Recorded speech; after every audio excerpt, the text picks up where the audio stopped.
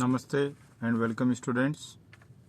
आज हम फ्रांस की क्रांति डिस्कस करेंगे। स्टूडेंट्स, फ्रांस की क्रांति विश्व इतिहास की सर्वाधिक महत्वपूर्ण घटनाओं में से एक है। इतिहास में किसी दूसरे काल पर शायद ही कभी इतना लिखा गया हो जितना कि फ्रांस की राज्य क्रांति पर लिखा गया। इतनी सहानुभूति अथवा इतना आक्रोश शायद ही विश्व की किसी दूसरी घटना पर व्यक्त किया गया हो। कांट, हेगल, वर्ड्सवर्थ इत्यादि ने इस क्रांति पर खुशी व्यक्त की, वहीं एडमंड बर्क ने आक्रोश जाहिर किया। फ्रांस की क्रांति आधुनिक युग की क्रांतियों में सबसे निराली थी और इसका प्रभाव भी उतना ही व्यापक था। 19वीं सदी की जो भी मुख्य घटनाएं यूरोप में घटी, उन पर किसी न किसी तरह से फ्रांस की क्रांति ने अपना प्रभाव डाला था। साधारणतः क्रांति का प्रारंभ 1789 ईस्वी में माना जाता है। कुछ विद्वान 5 मई 1789 ईस्वी को क्रांति के प्रारंभ की तिथि मानते हैं, क्योंकि इसी दिन एस्टेट्स जनरल का अधिवेशन प्रारंभ हुआ था। वहीं दूसरी तरफ इतिहासकारों का एक वर्ग 14 जुलाई 1789 को फ्रांस की राज्य क्रांति के प्रारंभ की तिथि मानता है, क्योंकि इस दिन बास्तील के दुर्ग का पतन हुआ था। किंतु पिछले कुछ वर्षों से जो शोध कार्य हुए हैं, उनसे यह निष्कर्ष निकलता है कि क्रांति के प्रारंभ की कोई हम निश्चित तिथि नहीं बता सकते, क्योंकि क्रांति की अनेक घटनाओं का अतीत के साथ ही बहुत गहरा संबंध था, सातत्व था और उनका अतीत से पूर्ण अलगाव भी नहीं था। अतः आइए अब हम डिस्कस करते हैं कि इस फ्रांस की राज्य क्रांति के कारण क्या थे। वस्तुतः फ्रांस की राज्य क्रांति अनेक कारणों के परिणाम स्वरूप हुई थी। 1787 से लेकर 1799 तक की घटनाएं, जो क्रांति के प्रारंभ और उसके प्रसार में जिन्होंने अभिष्ट योगदान दिया, इस क्रांति के कारण फ्रांस के उस समाज और व्यवस्था में निहित थे जिसे आंशिया रेजिम या पुरातन व्यवस्था कहा जाता है, अर्थात फ्रांस की क्रांति के पूर्व की अवस्था। पुरातन व्यवस्था का अध्ययन करने पर ही यह स्पष्ट हो सकेगा कि फ्रांस की क्रांति के मुख्य कारण क्या थे।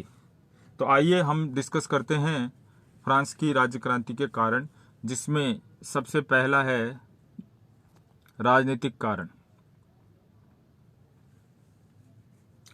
फ्रांस में वंशानुगत निरंकुश राजतंत्र था और बूर्बो वंश के शासक फ्रांस पर राज्य किया करते थे।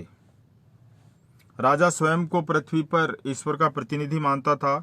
लुई 14वां का शासनकाल 1643 ईस्वी से लेकर के 1715 ईस्वी तक फ्रांस में निरंकुश राजतंत्र अपने गौरव एवं शक्ति की पराकाष्ठा पर पहुंच चुका था। उसका कथन था, मैं ही राज्य हूं, और वह अपनी इच्छा अनुसार कानून बनाता था, कर वसूलता था और राजकीय आय को मनमाने ढंग से व्यय किया करता था। उसका उत्तराधिकारी लुई 16वां, जिसका समय 1774 से 1793 ईस्वी था, कहा करता था कि यह चीज कानूनी इसलिए है क्योंकि यह मैं चाहता हूं। राजा जिसे चाहे कैद कर सकता था और बिना मुकदमा चलाए उसे सजा दे सकता था। राजा ही नहीं, उसके कृपापात्र भी इस अधिकार का उपभोग करते थे। इसके लिए उन्हें केवल राज्य की मुद्रा वाले पत्र, जिन्हें लेटर दी कैचे कहा जाता था, उसकी आवश्यकता थी। ऐसे पत्र राजा की ओर से किसी भी व्यक्ति को गिरफ्तार करने के लिए जारी किए जाते थे, किंतु राजा के कृपापात्र और विश्वासी दरबारी ये राजा की मोहर लगे हुए पत्रों को खाली ही प्राप्त कर लिया करते थे, और जिस किसी भी व्यक्ति को उन्हें दंड देना होता था, उसका नाम उसमें भरकर उसके खिलाफ इसको जारी कर देते थे। संक्षेप में, राजा पूर्ण स्वेच्छाचारी असीमित शक्तियों का उपभोग करने वाला था और उसके स्वेच्छाचारी अधिकारों पर निरंकुश लगाने के लिए फ्रांस में कोई संस्था नहीं थी। फ्रांस में एस्टेट्स जनरल नामक एक प्रतिनिधि सभा अवश्य थी, किंतु 1614 ईस्वी के बाद उसका कोई भी अधिवेशन नहीं हुआ था। ऐसी स्थिति में फ्रांस की राजनीतिक व्यवस्था निरंकुशता की चरम पर थी। निरंकुश शासन की सफलता शासक की योग्यता और कुशलता पर निर्भर करती है, किंतु लुई 14वें का उत्तराधिकारी लुई 15वां अकर्म में था। इसी प्रकार उसका उत्तराधिकारी लुई 16वां में भी नेतृत्व क्षमता नहीं थी। न तो वह स्वयं निर्णय ले सकता था और न ही वह किसी दूसरे की सही सलाह को समझ पाता था। समस्त बुर्बा राजाओं के समान लुई 16वें पर भी उसकी रानी एंतोनेट का प्रभाव था। वह ऑस्ट्रिया के सम्राट जोसेफ द्वितीय की बहन और दिवंगत महारानी मैरिया थेरेसा की पुत्री थी। यद्यपि उसमें निर्णय लेने की क्षमता थी, किंतु वह अभिमानी, जिद्दी, विवेकहीन और फिजूल खर्च महिला थी। वह सदा लोभी चाटुकारों से घिरी रहती थी, जो समय पर व्यवस्था का लाभ उठाने से नहीं चूकते थे। इतिहासकार फिशर ने रानी एंतोनेट के क्रांति के संबंध के बारे में लिखा है कि आलोचकों को वह एक ऐसे सायरन या भोपू के समान प्रतीत होती थी, जो राज्य रूपी जहाज को चट्टानों की ओर ले जा रहा हो। राजा, रानी और उसके संबंधी तथा कृपापात्र फ्रांस की राजधानी पेरिस से बाहर 12 मील की दूरी पर वर्साई के विशाल प्रासादों में ऐश्वर्यपूर्ण जीवन व्यतीत करते थे। वर्साई में 18,000 व्यक्ति निवास करते थे, जिनमें से केवल 16,000 तो नौकर चाकर ही थे। अकेली रानी के 500 नौकर थे। वस्तुतः वर्साई की विलासिता और शान शौकत का कोई अंत नहीं था। एक अनुमान के अनुसार क्रांति से पूर्व वर्साई के राजमहल पर होने वाला खर्चा $200 लाख प्रति वर्ष था। जनता की कमाई को पानी की तरह वर्साई में बहाया जाता था और बहुत ही अधिक अपव्ययता के कारण इस राज दरबार को राष्ट्र की समाधि कहा गया है। फ्रांस में कानून और न्याय के क्षेत्र में अव्यवस्था और भ्रष्टाचार व्याप्त था। देश में कानूनों की कोई एक प्रमाणिक संहिता नहीं थी। पूरे देश में 385 प्रकार के न्याय विधान प्रचलित थे। एक कस्बे में जो बात कानूनी मानी जाती थी, वही उस स्थान से 5 मील की दूर पर गैरकानूनी समझी जाती थी।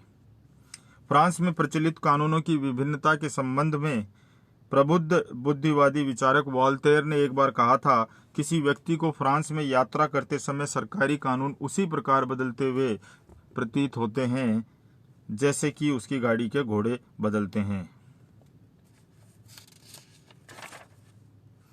आइए अब हम डिस्कस करते हैं क्रांति पूर्व फ्रांस की सामाजिक व्यवस्था।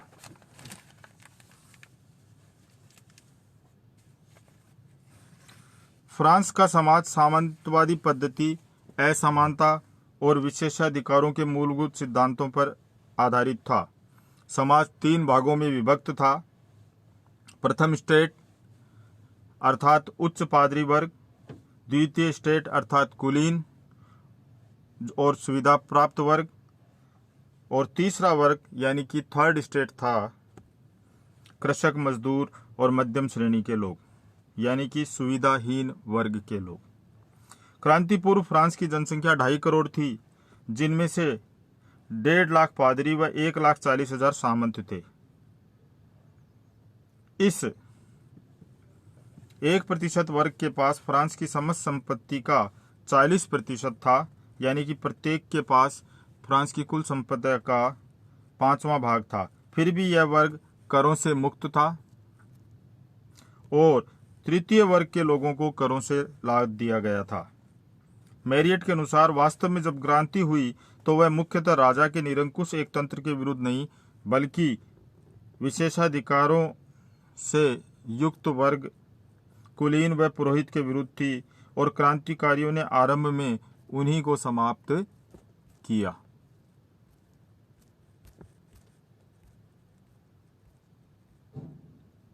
आइए सबसे पहले हम डिस्कस करते हैं प्रथम स्टेट यानी कि पादरी वर्ग।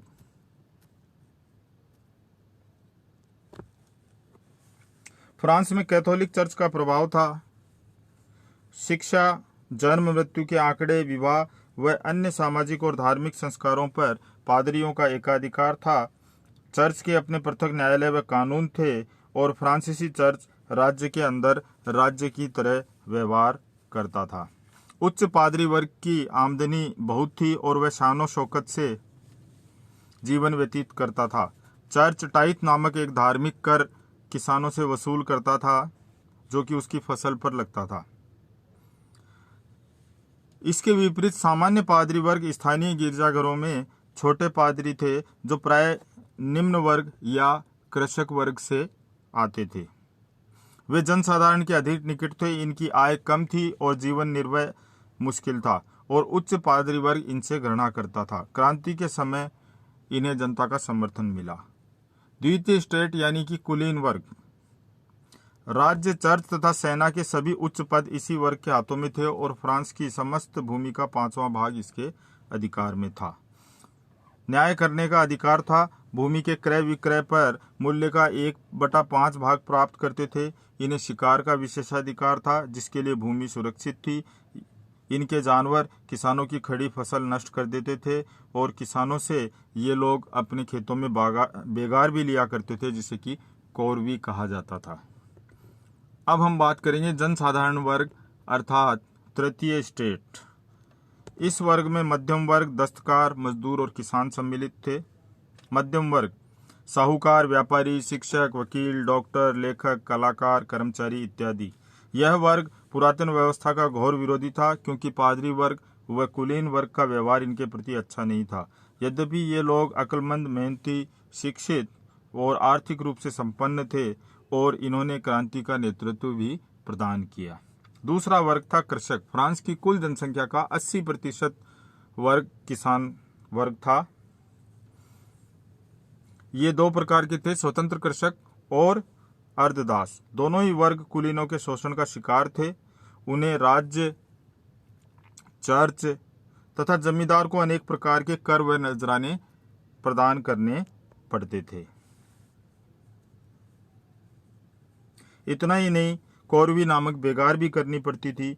जमींदार की गेहूं पीसने की चक्की, शराब की भट्टी, रोटी सेकने का तंदूर तथा उसके पुल का उपयोग करने के लिए इन्हें शुल्क चुकाना पड़ता था। किसान व उसका परिवार भरपेट भोजन के लिए तरसता था, किंतु जमींदार के हिरण, कबूतर व जानवर उसकी खड़ी फसल को बर्बाद कर देते थे, फिर भी वह बेबस था। आइए अब हम डिस्कस करते हैं फ्रांस की आर्थिक स्थिति अर्थात फ्रांस की क्रांति के आर्थिक कारण। राजा के व्यक्तिगत खर्च, ऑस्ट्रिया का उत्तराधिकार युद्ध व अमेरिकी क्रांति ने फ्रांस की आर्थिक स्थिति को शोचनीय बना दिया था। इतिहासकार हेजन के अनुसार सरकारी आय के अनुसार व्यय करने के बजाय व्यय के अनुसार आय निश्चित की जाती थी। विशेषाधिकार वर्ग करमुक्त था और करों का बोझ जनसाधारण पर था। गैबल नामक एक नमक कर था और नमक के व्यापार का विशेषाधिकार एक कंपनी के पास था और कानून के अनुसार 7 वर्ष के अधिक आयु वाले प्रत्येक व्यक्ति को वर्ष में 7 पौंड नमक खरीदना अनिवार्य था। फ्रांस की आर्थिक स्थिति को एक कोटेशन में व्यक्त किया जा सकता है कि सामंत लड़ता है, पादरी पूजा करता है और सामान्य जन कर देता है। इस प्रकार क्रांति पूर्व फ्रांस की आर्थिक व्यवस्था खर्चीली, अव्यवस्थित एवं अन्यायपूर्ण थी। बौद्धिक वर्ग की भूमिका अर्थात बौद्धिक जागरण। क्रांतिपूर्व फ्रांस में जो बौद्धिक वर्ग था उसे फिलोसोफ यानी कि विचारक कहा गया है। ये मुख्य थे मोंटेस्क्यू, वॉल्टेयर, रूसो, दिदरो। नेपोलियन का एक प्रसिद्ध कथन है कि यदि रूसो नहीं होता तो फ्रांसीसी क्रांति संभव नहीं थी। मोंटेस्क्यू ने समाज और शासन व्यवस्था के पृथक्करण यानी कि सेपरेशन ऑफ पावर के सिद्धांत का प्रतिपादन किया था। इसी प्रकार से वॉल्टेयर ने सामाजिक एवं धार्मिक कुप्रथाओं पर प्रहार किया और रूसो, जो कि अपनी लेखनी से राजतंत्र का विरोधी था और उसने व्यक्तिगत स्वतंत्रता पर बल दिया, उसने principle of rational and just civic association का प्रतिपादन किया। इन बौद्धिक विचारकों ने लोगों को मानसिक रूप से क्रांति के लिए तैयार किया। तात्कालिक कारण। फ्रांस की राज्य क्रांति का तात्कालिक कारण था फ्रांस की शोचनीय आर्थिक दशा। अमेरिकी स्वतंत्रता संग्राम में भाग लेने से अर्थव्यवस्था पर दबाव बढ़ गया और 1788 में राज्य पर इतना कर्ज हो गया था कि उसकी आमदनी से अधिक धन ब्याज के रूप में चला जाता था। फ्रांस के शासक के द्वारा एक के बाद एक अर्थमंत्री के रूप में तुर्गो, नेकर, कैलोन और ब्रीन को नियुक्त किया, किंतु इन सभी के प्रयासों के बावजूद भी फ्रांस की आर्थिक दशा निरंतर बिगड़ती गई। अंत में ब्रीन, जो कि रानी का कृपा पात्र था, उसने एक स्टाम्प एक्ट का प्रस्ताव दिया, किंतु राजा ने स्टाम्प एक्ट को पारित करने से इनकार कर दिया। किंतु रानी के दबाव में उसे वह कानून पार्लियामेंट के पास भेजना पड़ा। पार्लियामेंट ने भी इनकार कर दिया और ये कहा कि नवीन करों को लगाने का अधिकार स्टेट्स जनरल को है। इस प्रकार 175 वर्षों के पश्चात स्टेट्स जनरल का वार्षिक अधिवेशन 5 मई 1789 ईस्वी को वर्साई में शुरू हुआ। इसमें कुल 1200 सदस्य थे, जिनमें 600 तीसरे सदन से थे, 300 सामंत और 300 पादरी थे। फ्रांस के विभिन्न हिस्सों से प्रतिनिधियों को चुना गया और ये प्रतिनिधि स्टेट्स जनरल में भाग लेने से पूर्व अपने साथ काहिया नामक एक पत्र लेकर के आए थे, जिसमें मतदाताओं ने शिकायतों, कठिनाइयों एवं सुझावों के संबंध में अपनी जो सिफारिशें थी वे स्मृति पत्र के रूप में दी थी। इस प्रकार हम देखते हैं कि आंशिया रेजिम यानी कि क्रांति पूर्व फ्रांस की जो सामाजिक, आर्थिक और राजनीतिक जो स्थिति थी वह क्रांति का प्रमुख कारण थी, जिसके चलते हुए फ्रांस में क्रांति संभव हुई। आइए अब हम फ्रांस की क्रांति के परिणामों पर चर्चा करते हैं।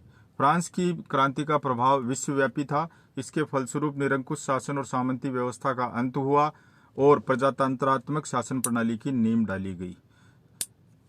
सामाजिक, आर्थिक और धार्मिक व्यवस्था में महत्वपूर्ण सुधार किए गए। जैसा कि आप सब लोग जानते हैं कि